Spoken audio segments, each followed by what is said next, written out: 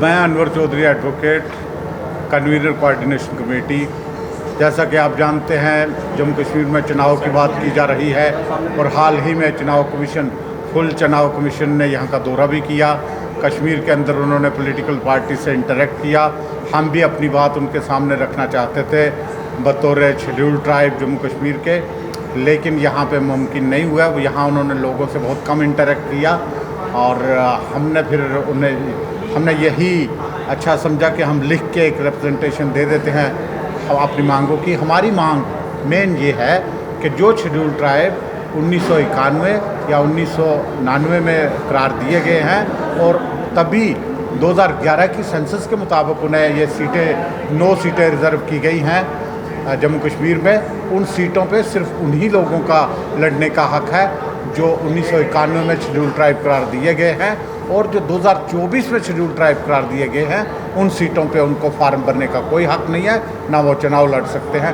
कानूनी पोजीशन यही है, क्योंकि सेंसस पहले हो चुकी थी, डिलिमिटेशन ऑफ कॉन्स्टिट्यूंसीज भी पहले हो चुकी थी, और इनको शेड्यूल्ड ट्राइब 2024 में जो सो कॉल्ड पहाड़ीज, गदा ब्राह्मण्स, कोलित हैं, उनको 2024 में शेड्यूल्ड ट्राइब हुआ है।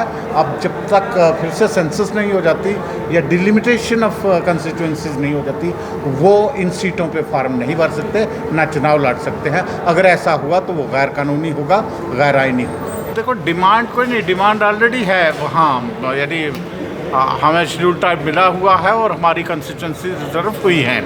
आज यही कहना था कि चुनाव, क्योंकि ये बहुत ही सरकार बहुत ही कन्फ्यूजन में है और लोगों को कन्फ्यूजन में डाली रखती है, इसलिए ये हमें आज ये वाज़ा करना पड़ा, ये बात वजाहत के साथ कहनी पड़ रही है कि जो शेड्यूल्ड ट्राइब जिनके लिए पहले 9 सीटें जम्मू कश्मीर में शेड्यूल्ड ट्राइब के लिए रिज़र्व की गई हैं, जिन्हें 1991 में शेड्यूल्ड ट्राइब दिया गया था और 2011 की सेंसस के मुताबिक और जो डिलिमिटेशन ऑफ कॉन्स्टिट्यूंसीज 2022 में उसके मुताबिक जो सीटें रिज़र्व हैं, उन पे उन्हीं शेड्यूल्ड ट्राइब का हक़ है जो शेड्यूल्ड ट्राइब नंबर अब 1 किया है इन्होंने, नंबर 1।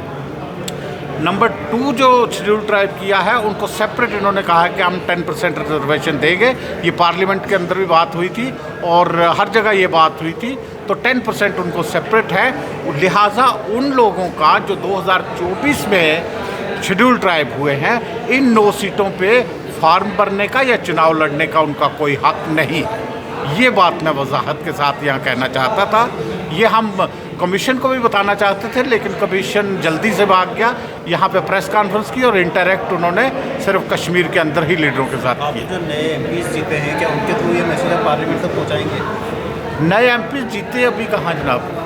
हाँ, वो हालांकि वो शेड्यूल्ड ट्राइब नहीं है, लेकिन उनके ज़रिए भी, और एक हमारा नॉमिनेटेड कम्युनिटी का एमपी है, उसके ज़रिए भी हम ये बात पहुंचाना चाहते हैं। और कल जिस तरह के एक डेलीगेशन मिला है SC ST पार्लियामेंटेरियंस का हुकूमत के साथ, प्राइम मिनिस्टर के साथ, होम मिनिस्टर के साथ, उनके ज़रिए भी हम ये कहेंगे कि वो ये बात भी सामने रखें जिन्होंने सुप्रीम कोर्ट की हालिया जजमेंट को लेकर गवर्नमेंट के सामने बात रखी है, वो हमारी ये बात भी उनके सामने रखें।